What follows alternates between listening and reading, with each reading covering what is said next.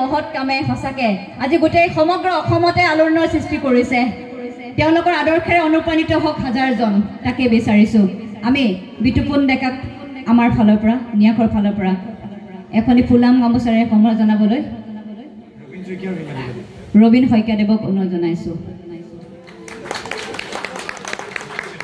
হিমাদ্ৰী বাইদেউ তেখেতক এখনি ফুলাম গামোচাৰে সম্মান জনাব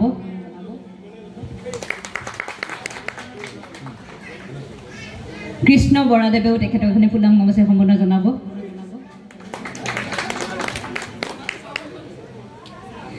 আমি মিষ্টাৰ বিতুপন ডেকাক নিয়াখৰ ফালৰ পৰা এখনি সম্বৰ্ধনা পত্ৰ প্ৰদান কৰিব লৈছো আৰু সম্বৰ্ধনা পত্ৰখন পাঠ কৰি দিব আমাৰ আন এগৰাকী অক্লান্ত কৰ্মী সাংস্কৃতিক কৰ্মী বিদ্যুৎ বৰদলৈ ধন্যবাদ মই পাঠ কৰিব পৰা সামৰ্থ্য নাই তথাপিও চেষ্টা কৰি চাইছো প্ৰতি শ্ৰীযুত বিতুপন ডেকা সকলোৱে চিনি পায় মিষ্টাৰ বিতু বুলি মুখ্য তত্ত্বাৱধায়ক মানৱীয়তা নিৰাশ্ৰয় দৃষ্টিহীন আশ্ৰম সভাপতি মিষ্টাৰ বিতু মানৱীয়তা ন্যাস মহুৰামুখ হাঁচৰা গাঁও গোলাঘাট শ্ৰদ্ধাস্পদেছো আন্তৰিক শ্ৰদ্ধা আৰু সম্ভাষণ গ্ৰহণ কৰিব অসমৰ প্ৰথমখন নিৰাশ্ৰয় দৃষ্টিহীন আশ্ৰম মানৱীয়তা নিৰাশ্ৰয় দৃষ্টিহীন আশ্ৰমৰ শুভ উদ্বোধনী অনুষ্ঠানত আপোনাক সম্বৰ্ধনা জনাবলৈ পাই আমি নথৈ সুখী হৈছোঁ আপোনাৰ নেতৃত্বত মিষ্টাৰ বিতু হিউমেনিটি ট্ৰাষ্টৰ অধীনত আৰু অসমবাসীৰ সহযোগত নিৰ্মিত হৈছে মানৱীয়তা নিৰাশ্ৰয় দৃষ্টিহীন আশ্ৰমখন নিৰ্মাণৰ বাবে যোৱা 10 মাহ ধৰি অসমৰ বিভিন্ন প্ৰান্তত সংগীত যাত্ৰাৰ আয়োজন কৰি কঠোৰ সংগ্ৰাম অব্যাহত ৰাখিছে আপুনি নিৰাশ্ৰয় দৃষ্টিহীন আশ্ৰম নিৰ্মাণ কৰাৰ বহুদিনীয়া সপোন আছিল আপোনাৰ যি সপোনক আপুনি বাস্তৱ ৰূপ দিবলৈ সক্ষম হ'ল সঁচাকৈ অসমৰ গৌৰৱ অসমৰ সম্পদ আপুনি হে সুন্দৰ পূজাৰী সৃষ্টিশীল চিন্তা চেতনাৰে সমৃদ্ধ আপোনাৰ প্ৰজ্বল ব্যক্তিত্বক এই মহেন্দ্ৰ ক্ষণত যাচিছো শতকোটি প্ৰণাম সুন্দৰৰ সৰুবৰ আলিয়েদি আপোনালোকৰ মহা মন্ত্ৰ আউৰাই আপুনি আগুৱাই যাওক আপোনাৰ জীৱনাদৰ্শেৰে উজ্জীৱিত হওক স্বদেশ স্বজাতি আৰু যুৱ প্ৰজন্ম আমি সহৃদয়তাৰে কামনা কৰিছো আপোনাৰ চিন্তা আৰু সৃজনীশীলতাৰ উৎকৰ্ষতাই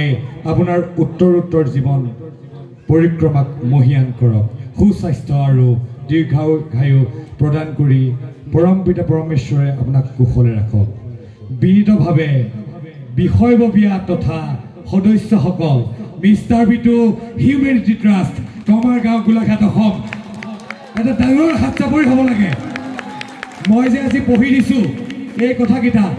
কথাকেইটা বহুত সৰু বহুত কম তেখেতৰ প্ৰকৃত যিটো পৰিচয় তাৰ ওচৰত এই শব্দকেইটা বহুত সৰু গতিকে আমি বিশেষ একো দিব নোৱাৰোঁ এখন সামান্য সম্বৰ্ধনা পত্ৰ তেখেতক আগবঢ়াই আমি তেখেতক সন্মান দিব খুজিছোঁ সকলোৱে থিয় হৈ তেখেতক সম্বৰ্ধনা জনাবলৈ অনুৰোধ জনালোঁ তেখেতক সন্মান জনাবলৈ অনুৰোধ জনালোঁ এই মহান ব্যক্তিজনক ধন্যবাদ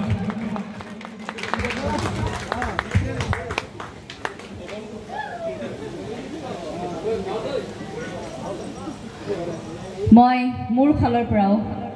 শ্ৰদ্ধাৰ চন্দ্ৰকান্ত ডেকা ডাঙৰীয়াক এখনি ফুলাম গামোচাৰে সন্মান জনাব লৈছোঁ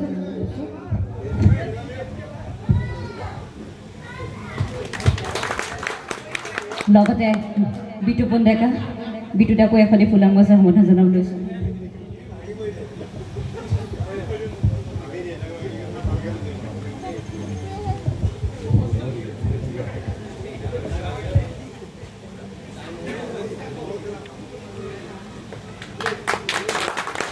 লগতে ৰাহুল ঘোষ মই ৰাহুল ঘোষক মঞ্চলৈ আহিবলৈ অনুৰোধ জনাইছোঁ আৰু বুবুল নেওগ ৰাহুল আহা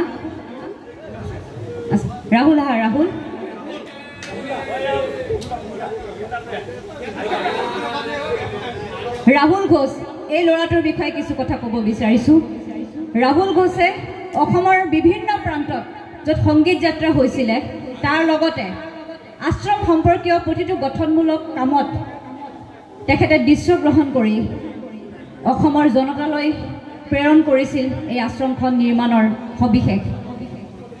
কঠোৰ সংগ্ৰাম কৰিছে ৰাহুল ঘোষে বিদ্যুতৰ লগত ছাৰ দৰে লাগি আছিলে ৰাহুল ঘোষ বুবুল নেওগ এই দুগৰাকী ব্যক্তিক মোৰ ফালৰ পৰা সম্বোধন জনাব লৈছো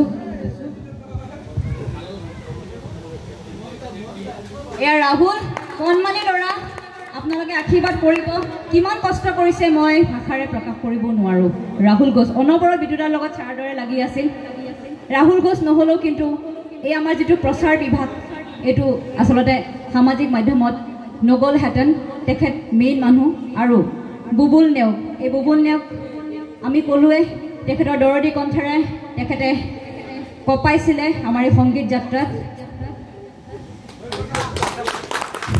আপোনালোকে এই শিল্পীসকলক মৰম দিব পুনৰ কৈছোঁ প্ৰকৃত শিল্পী মাটি শিল্পীক মৰম দিব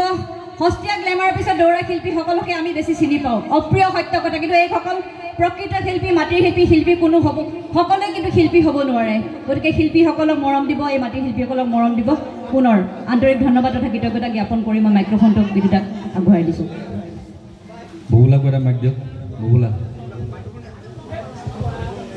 আচলতে এই যাত্ৰা মই ইয়াত মহান বুলি নকওঁ মহান এই অসমবাসী